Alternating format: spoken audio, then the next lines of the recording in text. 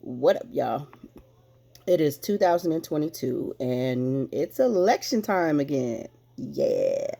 So, I wanted to make videos and share information. I mean, I've learned something new just from getting prepared for this video. So, I know there are things that some people know, some people don't know, and some people don't give a shit about. But here we are. Okay. So, the primary elections are coming up. And the primary elections are really important, and I don't really think people understand how important primary elections are, but they are really important. So if you don't know what they are, or if you don't care about them, just watch this video and maybe you'll change your mind. Okay.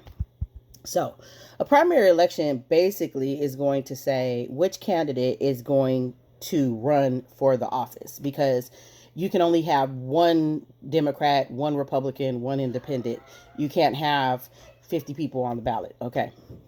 So, to give you an example, on the Republican side, for governor of Georgia, we have Catherine Davis, Brian Kemp, who's the incumbent, the guy that's in office now, David Perdue, Candace Taylor, and Tom Williams. They're all running.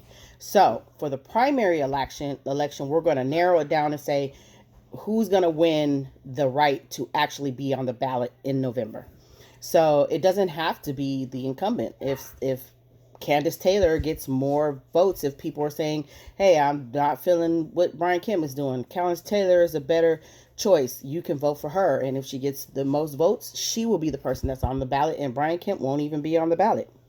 So that's what the primary elections are basically for. Okay, so they have open primaries and closed primaries. What's the difference between open and closed? A closed primary is you have to say what your affiliation is, what your party affiliation is prior to the election. So if you say I'm a Republican, then you vote for Republican only. If you say I'm a Democrat, then you vote for Democrat only. For the open election, you can vote for either party and it doesn't matter. So I can go vote on the Republican side and say, I'm not feeling Brian Kemp. I want Candace Taylor to win. I'm just giving you an example. I don't know who Candace Taylor is, but I'm actually going to have to do my research when I get done with this so I can be prepared for this election that's coming up.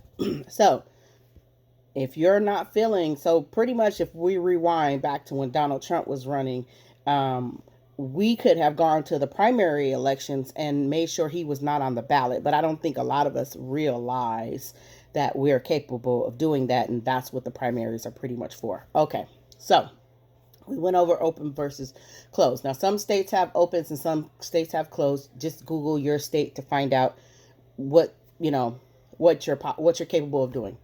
All right, so what is a white primary election? Well, a white primary election was held in the South in which only white voters were permitted to participate. Yeah, that was a thing. Well, fortunately, in 1944, the Supreme Court overturned the Texas state law. Yeah, good old Texas. Still at it right now, though, right? Okay. So, why are primary elections important? So, again, the primary election is pretty much giving you the opportunity to say, out of these five candidates, I think this one's the best. That's number one. Number two is this. Let me explain it like this. There's not really a good turnout for primary elections, and so the people that do turn up for primary elections are those hardcore voters. So your elderly population, they're going to vote in every election. Your hardcore political party, hard right, hard left, those people are going to be voting in every election. So you have a small amount of people that are pretty much determining what your options are. So if we had more people going to the primary elections, we probably have a better pool of candidates, as far as narrowing down which candidate would be the proper one instead of the hardcore and the elderly that always go and vote every election. So, and also the candidates that receive mass support but don't necessarily win the election, like for instance Bernie Sanders. And Bernie Sanders didn't win the primary, but he had a lot of the votes. Biden won, he was able to pretty much insert some of his views in Biden's voting on in Biden's running platform, and you know, if you got all the support, you can still influence the actual candidate's platform, which is, I think, is pretty cool. So that's pretty much the primary elections summed up. What's a caucus? A caucus is basically a primary election. It's just operated a little different. So instead of having, early voting like, we do for regular primary elections or whatever, a caucus is a primary election that's held on one day, and each party. So you'll have the Republican Party and the Democrat Party. They'll send out invitations to their constituents and say, "Hey, we're having a caucus on this date." They come over there and they vote on that date. Everybody comes at the same time.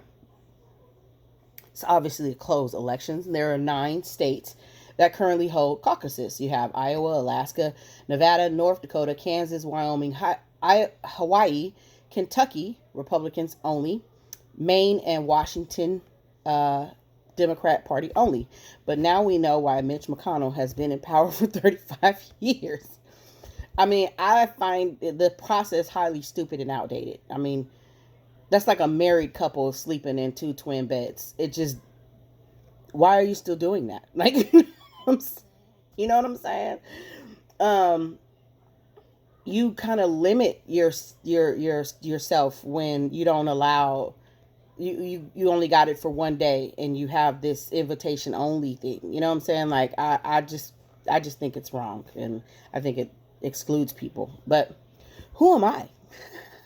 So, to sum it up, primary elections really freaking important, and I feel like we all should be voting in every election.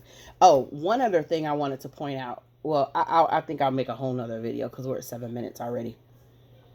But yeah, so let's get out there and vote in these primary elections, and do your research on your candidates. And if you have open voting in your state, you can vote for the Republican side and say, "Hey, this dude is a total D-bag, and I do not want him in office," and you can try to vote him out. Good thing to know. Yeah? All right. Happy voting.